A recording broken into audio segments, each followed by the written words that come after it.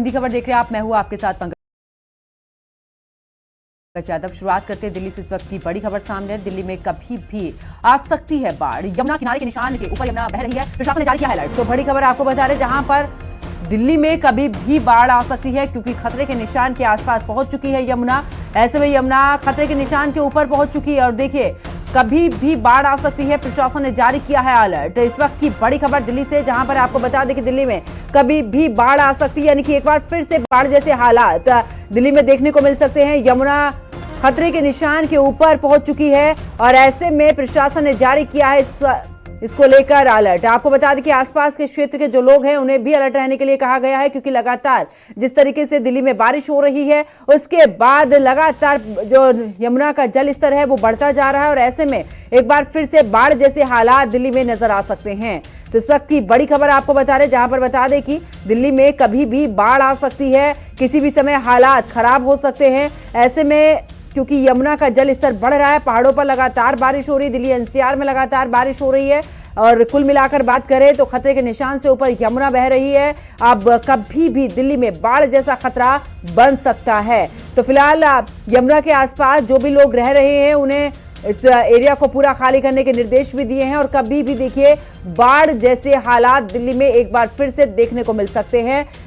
तो आपको बता दें कि प्रशासन ने जारी किया अलर्ट और खतरे के निशान से ऊपर यमुना नदी बह रही है। ज्यादा जानकारी के लिए हमारी सहयोगी कंचन अरोड़ा हमारे साथ में जुड़ चुकी हैं। कंचन, एक बार फिर से देख सकते हैं कि दिल्ली में बाढ़ जैसे हालात, जब हमने पहले तस्वीरें देखी थी पूरे तरीके से दिल्ली जलमग्न नजर आई थी, लेकिन यमुना का जल स्तर इस साल भी बढ़ रहा है।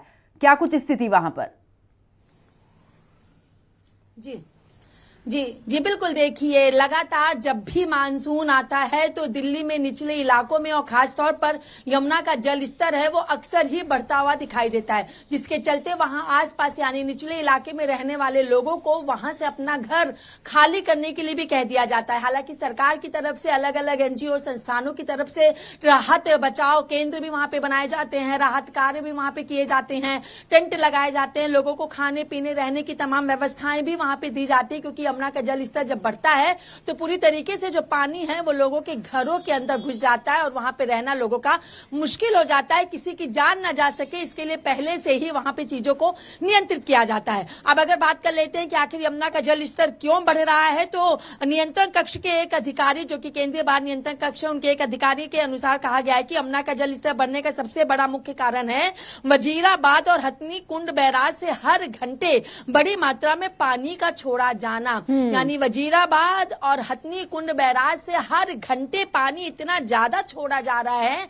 कि अपने आप ही यमुना का जल स्तर जो है वो बढ़ता हुआ चला जा रहा है। और उसके साथ ही अगर बात कर ली जाए तो हरियाणा उत्तराखंड के ऊपरी जलग्रह क्षेत्रों में जो बारिश हुई है वो भी नदी के जल स्तर को बढ़ाने के लिए अपनी अहम भूमिका को निभा रही है। जिस तरीके से उत्तराखंड वगैरह में लगातार बारिश हो रही है और काफी तेज गति से वो बारिश हो रही है, वो भी एक बड़ी वजह है कि दिल्ली में जो यमुना का जल स्तर है वो बढ़ रहा है। उसी के अनुसार अगर बात कर ली जाए तो बैराज यानी वजीराबाद बैराज से हर घंटे लगभग 30,800 क्यूसिक पानी जो है वो छोड़ा जा रहा है, जबकि हथनी कुंड बैराज से लगभग 25,000 क्यूसिक पानी छोड़ा जा रहा है। यानी कि अगर कुल मिला के जिक्र कर ले तो वजीराबाद से 30,800 और हथनी कुंड बैराज से 25,000 के लगभग पानी छोड़े जाने की वजह से 48 से 50 घंटे का समय अमूमन लगता है। लेकिन ऊपरी क्षेत्रों में कम मात्रा में पानी छोड़े जाने के बावजूद दिल्ली में जल स्तर जो है वो तेजी से बढ़ता हुआ चला जा रहा है। अगर अब जिक्र कर लेते हैं कि क्या है खतरे का निशान जो दिल्ली में यमुना है,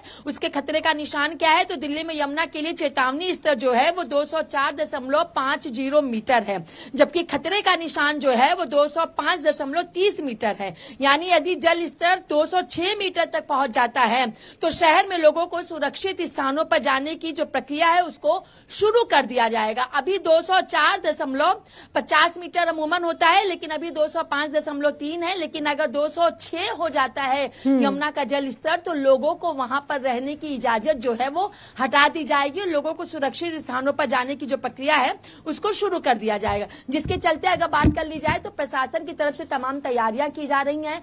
सरकार अपनी तरफ से तमाम तैयारियों को किए हुए है कि अगर बाढ़ आती है राष्ट्रीय राजधानी दिल्ली में तो हर किसी को सुरक्षा मुहैया कराई जाएगी और हर किसी को सुरक्षित जगहों पर भी वहां पर पहुंचाया भी जाएगा। जी बिल्कुल कंचन, क्योंकि अब देख रहे हैं कि लगातार यमुना का जलस्तर बढ़ा है और बीते दिन जिस तरीके से बारिश हुई है, हमने वो सड़कें पूरे तरीके से जलमग्न देखी हैं। एक बड़ा असर इसका भी पड़ता हुआ बिल्कुल दिल्ली में जरूर नजर आ रहा है। लेकिन हालात, क्योंकि हमने जब पहले की तस्वीरें देखी थी कंचन, तो हालात इतने बिगड़ चुके थे कि चाहे हम रिहायशी इलाकों की बात कर लें, फिर चाहे हम इस दौरान विधानसभा की बात करें, तमाम जगहों पर दिल्ली के वो रिहायशी इलाके जहां पर तमाम मंत्री रहते हैं, वहां पर पूरे तरीके से जलमग्न हो चुका था। इस बार आखिरकार स्थिति क्या कंट्रोल में रह सकती है या एक बार फिर से आउट ऑफ कंट्रोल नजर आ रही है? जी बिल्कुल, देखिए अगर बीते दिन का ही जिक्र कर लेते हैं 9 अगस्त का, तो 9 अगस्त के दिन ही दिल्ली का जो बीडी मार्ग है, जो कि दिल्ली बीजेपी प्रदेश कार्यालय के पास पड़ता है, और वो बीडी मार्ग जहां पे अमूमन एमपी ही रहते हैं, वो एमपी फ्लैट्स वहां पर हैं, गंगा यमुना कावेरी सरस्वती ब्रह्मपुत्र नर्मदा, वो अपार्टमेंट वहां पे हैं। और इतना ही नहीं कि उस बिल्डिंग में सिर्फ सांसद ही नहीं बल्कि कुछ केंद्रीय मंत्री भी उस बिल्डिंग में रहते हैं। वहां पर जिस तरीके से पानी का स्तर बढ़ा था, पूरी सड़कों पर पानी वहां पर हो चुका था, लोगों को बाहर निकलने में दिक्कत परेशानी हो रही थी, पानी घुटनों तक जा पहुंचा था। और उसी तरीके से दिल्ली के कई अलग अलग ऐसे भी लुटियन जोन है जहां पे लोगों के बंगले, जो नेता मंत्री उनके बंगलों के अंदर पानी घुस गया था। कई तरीके की तस्वीर थी, अगर हम पहले का जिक्र ना करें तो बीते दिन भी इसी तरीके की तस्वीर जो है वो निकल के सामने आई थी। तो लुटियंस जोन हो, वीआईपी एरिया हो या फिर स्लम एरिया हो, हर जगह जब बारिश होती है तो इसी तरीके से तस्वीर देखने को मिलती है। बस फर्क इतना होता है कि जो वीआईपी और लुटियंस एरिया होते हैं, वहां पे जल्द से जल्द बड़े और नाले जो है उनको खोल करके पानी की निकाल